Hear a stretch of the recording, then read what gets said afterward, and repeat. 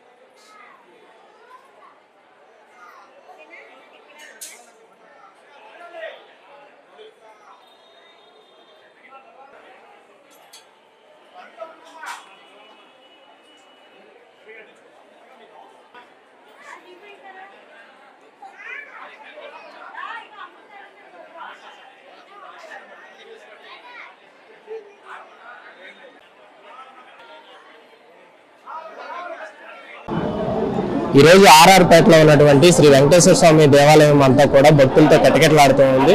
ఈ రోజు తొలి ఏకాదశిని పురస్కరించుకుని దేవాలయంలో చూసుకున్నట్లయితే భక్తులంతా కూడా లైన్ మార్గంలో చూసుకుంటూ ఇక్కడ దేవుణ్ణి దర్శించుకోవడానికి ప్రతి ఒక్కరూ కూడా చాలా సేపటి గంటల కొలది క్యూ లైన్ ఉన్నా సరే ఇప్పటికీ ప్రజలందరూ కూడా ఇక్కడ ఉన్నటువంటి దేవుణ్ణి దర్శించుకోవడానికి తొలి ఏకాదశిని పురస్కరించుకుని ఈ సంవత్సరంలో మొదటి తొలి ఏకాదశిగా ఇక్కడ ప్రారంభమైంది. ఇప్పటికే చూసుకున్నట్లయితే భక్తులందరూ కూడా గంటల వ్యవధిలో క్యూ లైన్లో ఉన్నప్పటికీ కూడా భక్తులు ఉదయం తెల్లవారుజాము నుంచే కూడా అందరూ కూడా ఇక్కడ దర్శనం చేసుకోవడానికి క్యూ లైన్లో అందరూ కూడా చాలా దేవుని దర్శనార్థమై చాలా కూడా భక్తి శ్రద్ధలతో ఇక్కడ అందరూ కూడా రావడం అనేది చూస్తూ ఉన్నాం.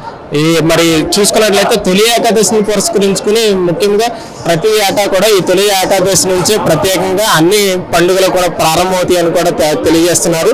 అదేవిధంగా చూసుకున్నట్లయితే ఇక్కడే కాకుండా తెలుగు రాష్ట్రాలు అలాగే ఎవరైతే హిందూ దేవాలయాల సంస్థలు ఉన్నాయో ఇప్పుడు ఇక్కడి నుంచి ప్రతి పండుగ కూడా ఘనంగా జరగాలని ఈరోజు ఇక్కడ తొలి ఏకాదశి సందర్భంగా భక్తులందరూ కూడా దేవుణ్ణి ప్రార్థన చేసుకోవడానికి వాళ్ళు దేవుని దర్శనం చేసుకోవడానికి కూడా వస్తున్నారు.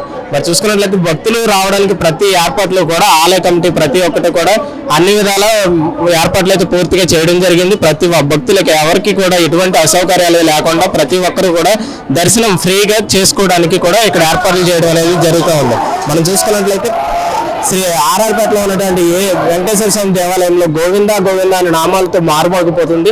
ఉదయకాలం నుంచి భక్తులందరూ కూడా ఇక్కడ క్యూ లైన్లో చాలా సేపు వెయిటింగ్ చేస్తూ కూడా భక్తులందరూ కూడా దర్శనం చేసుకోవడానికి దేవుని ఎప్పుడెప్పుడు దర్శనం చేసుకుంటామో ఈ తొలి ఏకాదశి రోజు మనం ఏం మొక్కుకోవాలని చెప్పేసి ప్రతి ఒక్కరు కూడా ఇక్కడ చేసుకుంటున్నారు. చూసుకున్నట్లయితే ఇక్కడ ఉన్నటువంటి ఆలయ సేవకులైనటువంటి కొందరు ఉన్నారు, వారిని అడిగి తెలుసుకుందాం. సార్ చెప్పండి, తొలి ఏకాదశి రోజు పురస్కరించుకుని ఈ దేవాలయంలో వచ్చేటువంటి భక్తులకి ఎలాంటి ఏర్పాట్లు చేశారు, అసలు తొలి ఏకాదశి అంటే స్పెషల్ ఏంటి సార్? జై శ్రీమన్నారాయణ. ఆర్ఆర్పేట వెంకటేశ్వర స్వామి గుడి ఇక్కడ చక్కగా భక్తులందరూ చాలా మంది భక్తులు ఉన్నారు లైన్లో. ఎందుకంటే ఇవాళ తొలి ఏకాదశి మహాపర్వదినం.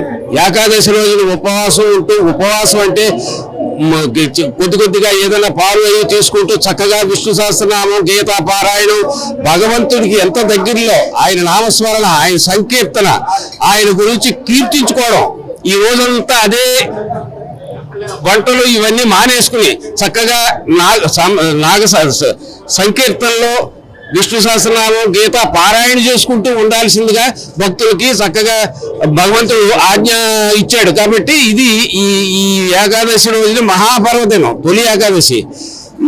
మన స్వామి ఇప్పుడు వరకు 8 నెలల్లో మనకి ఏది కావాలన్నా ఇచ్చాడు. ఇప్పుడు మళ్ళీ ఆయన యోగ నిద్రలోకి వెళ్ళి తపస్సులో ఉన్నాడు. ఆయన మళ్ళీ ఎందుకు ఈ 4 నెలల్లో ఆయన తపస్సు చేస్తూ మళ్ళీ 8 నెలల్లో మన కోరికలన్నీ తీర్చడానికి ఒక తపస్సులో ఉన్నాడు ఆయన. అంతేగాని ఆయన నిద్రపోవడం కాదు. యోగ నిద్ర అంటే అది తపస్సు. ఆ తపస్సు ద్వారా మళ్ళీ 8 నెలల్లో మీ కోరికలన్నీ తీరుస్తాడు. ఇప్పుడు తీర్చడనే కాదు, అలాగా అంత చక్కటి మంచి రోజు ఇది. ఈ రోజున మీరు దేనికి ప్రాధాన్యం ఇవ్వకోకుండా చక్కగా నామస్మరణ, సంకీర్తన, భగవంతుని ధ్యానించుకుంటూ ఆనందంగా గడపండి, ఆనందంగా ఉండండి. ఈ తొలి ఏకాదశి రోజు భక్తులు కీలకంగా పాటించవలసిన నియమాలు ఏముంటాయి?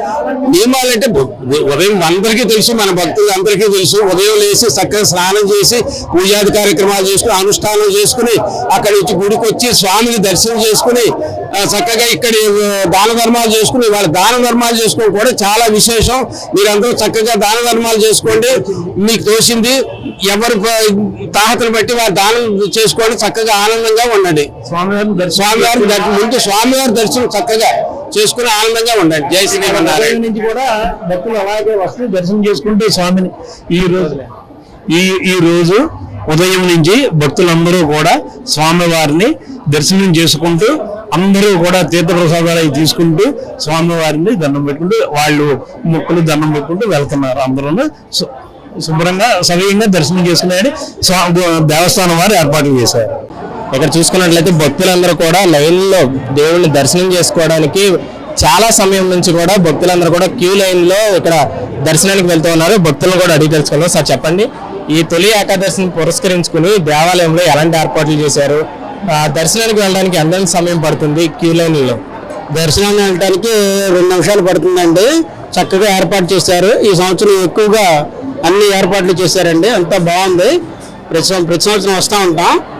ఈ సంవత్సరం అంతా కూడా సౌకర్యాలు కల్పించారు. కమిటీ వారు ప్రత్యేక శ్రద్ధతోటి కమిటీ వారు ప్రత్యేక ఏర్పాట్లు చేశారు. అంతా చక్కగా ఉందండి. ప్రతి సంవత్సరం వచ్చి దర్శనం చేసుకుంటా ఉంటాం. స్వామివారి అనుగ్రహం మాకు ఎల్లవేళ ఎప్పుడు ఉంటుంది. ఈ తొలి ఏకాదశిని పురస్కరించుకుని మీ కుటుంబాల్లో కానీ హిందూ మత నిర్వహించే వాళ్ళు ఎటువంటి కార్యక్రమాలు చేస్తూ ఉంటారు? వేకోజామున లేచి అంతా కూడా పూజా పునస్కారాలు మహిళలందరూ కూడా ప్రత్యేక శ్రద్ధతో మరి పూజా మందిరం అలంకరించుకుని చక్కగా చేస్తారండి. ఉదయం 8 గంటల దేవాలయాలు దర్శించుకోవడం ప్రారంభిస్తారు. హైందవ సాంప్రదాయం ప్రకారం, హిందూ సాంప్రదాయం ప్రకారం ఇవన్నీ కూడా ప్రతి సంవత్సరం మహిళలందరూ కూడా ఘనంగా ఏర్పాటు చేసుకుంటారు. ఈ తొలి ఏకాదశిని పురస్కరించుకుని ఇక నుంచి ప్రతి నెలలో కూడా ప్రతి ఒక సందర్భం ఏంటంటే పండుగలు కూడా ఆరంభమవుతాయి అని అంటారు. ఇది చాలా పవిత్రమైనటువంటి రోజు. హిందూగా ఉన్న ప్రతి ఒక్కరు కూడా గర్వించదగిన రోజు. ఇక్కడి నుంచి ప్రతి ఒక్కరు కూడా వారి వారి కుటుంబంలో సంతోషంతో ఉంటారని కూడా అంటున్నారు. దానికి అలా ఉంటుంది. అవునండి, తొలి పండుగ ఇక్కడ నుంచి వినాయక చవితి, దీపావళి, అట్ల తద్ది, సంక్రాంతి ఇవన్నీ కూడా మంచి మంచి పండుగలన్నీ కూడా సంతోషంగా ఎంతో వైభవంతో అందరూ కూడా హిందువులందరూ కూడా జరుపుకుంటారు. కాబట్టి ఈ తొలి పండుగను ఘనంగా చేసుకోవడం అనేది ప్రతి హిందువుకి ఆచారం అన్నమాట. ఈ ఆచారాన్ని అందరూ హిందువులందరూ కూడా పాటిస్తారు. ఇది చాలా సంతోషదాయకం ఈ రోజు.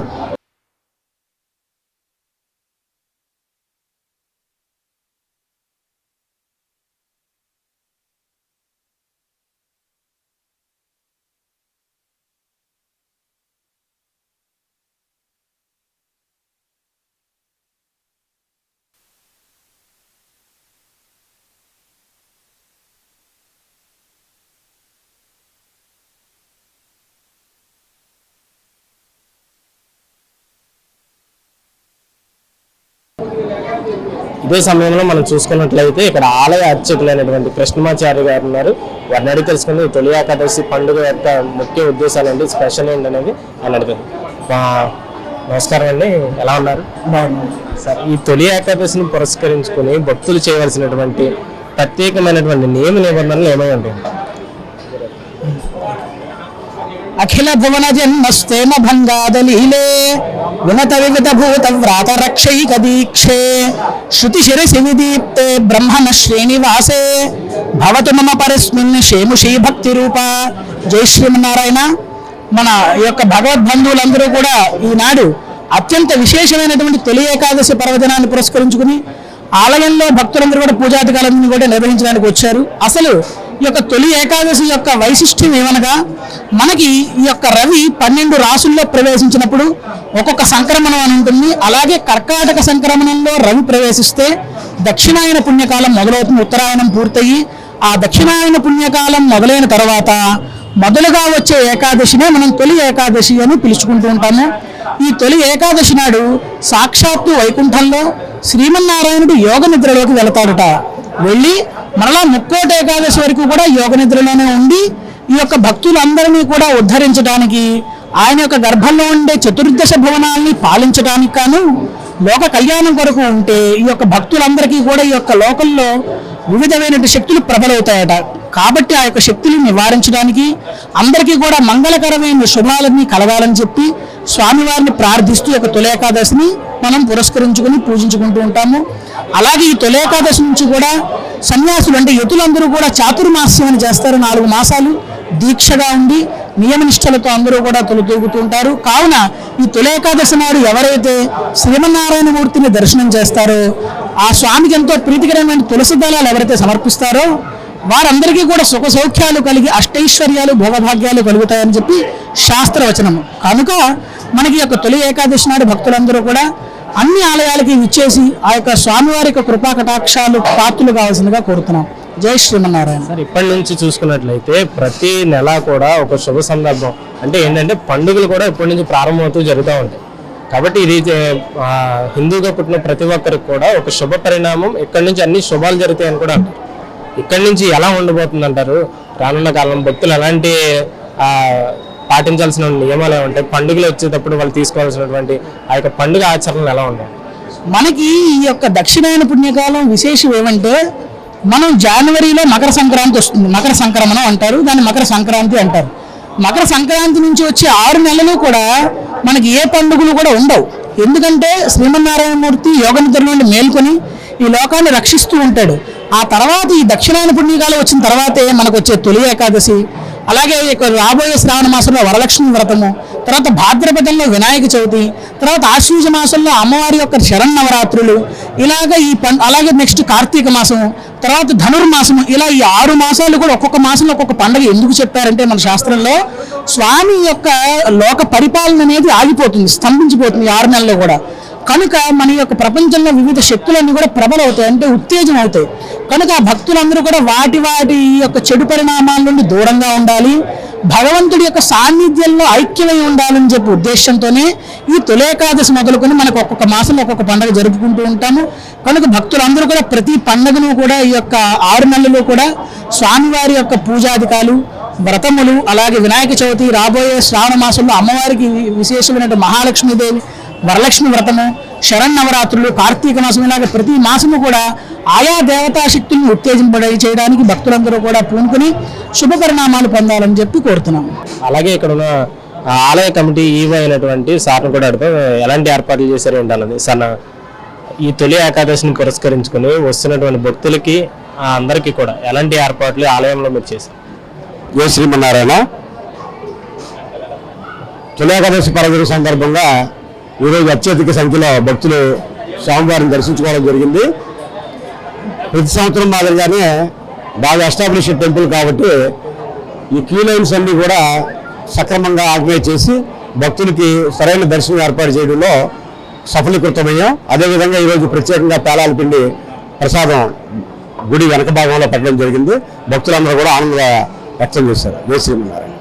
కాలం నుంచి ఇప్పటి వరకు ఎంత సంఖ్యలో భక్తులు ఇక్కడ దర్శనం జరిగిందో?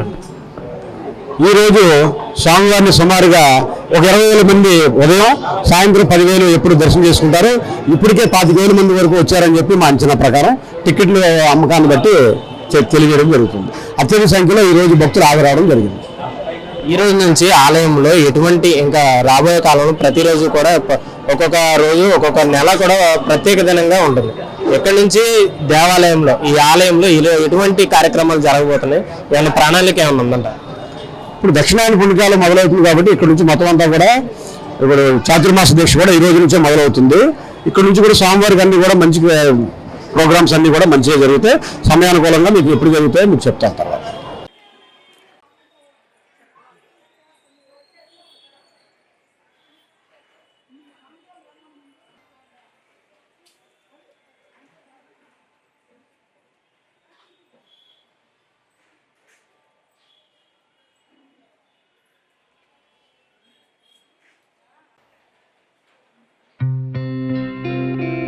గత 20 సంవత్సరాలుగా దంత సమస్యలతో పాటు దవడ మరియు ముఖ సంబంధ సమస్యలకు చక్కని చికిత్సలు అందిస్తున్న శ్రీ రామకృష్ణ దంత వైద్యశాల, నరసింహారావుపేట, ఏలూరు.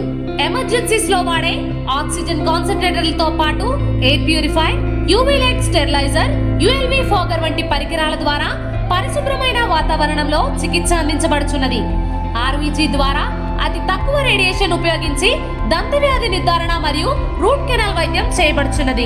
డెంటల్ లేజర్ ద్వారా కుట్లు లేకుండా సర్జరీలు, ఇంప్లాంట్స్ కిట్స్ ద్వారా పళ్ళు లేని వారికి ఫిక్స్డ్ దంతాలు, రూట్ కెనాల్ చికిత్సలకు ఎండో మోటార్ వంటి ఆధునిక పరికరాలు కలిగిన నమ్మకమైన డెంటల్ క్లినిక్. అత్యంత ప్రామాణికమైన ఆటోక్లావింగ్ పద్ధతిలో శుభ్రపరిచిన ఇన్స్ట్రుమెంట్స్ వాడడం మా ప్రత్యేకత. దంత సమస్యలకు చికిత్సతో పాటు విరిగిన దవడ మరియు ముఖ ఎముకలకు చికిత్స, ఎత్తు మరియు వంకర దవడలకు కాస్మెటిక్ సర్జరీ, యాక్సిలోఫేషియల్ వంటి చికిత్సలకు చిరునామా శ్రీ రామకృష్ణ దంత వైద్యశాల, వేములపల్లి రెసిడెన్సీ అపార్ట్మెంట్, నరసింహారావుపేట, ఏలూరు.